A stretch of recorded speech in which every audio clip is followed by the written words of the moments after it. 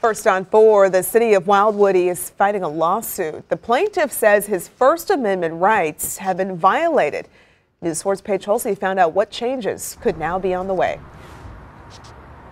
Well, Courtney, this all stems from an April 2018 election. A candidate for the Wildwood City Council says he was campaigning with a sign on a sidewalk like this one, a public one, when he was told that violates a Wildwood City ordinance. But he says that violates his First Amendment right to freedom of speech.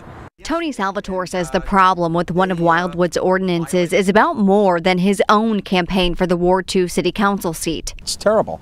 And if it can happen to me, it can happen to anyone. I'm here to inform you that you are in violation of a Wildwood ordinance. Which one? He says several times police were called and forced him to stop campaigning on a public sidewalk. It is a First Amendment violation. It's a constitutional violation. And they used an ordinance that they knew that was not applicable.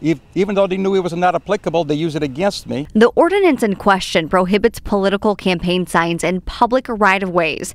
Now, Salvatore is suing. We actually asked them to go ahead and change their ordinance so that it more explicitly coincides with the First Amendment of our Constitution.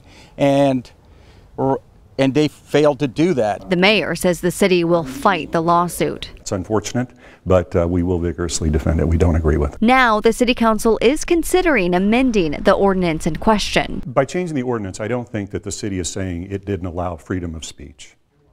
The ordinance that, as I said, that the city council has been presented with is simply a better version of what was there, clarity and those kinds of things. And this week, that bill that would make changes to that ordinance did pass a first reading at the Wildwood City Council, but it still has to get through a second reading. That could happen as soon as April 8th. Reporting live, Paige HULSEY, News 4.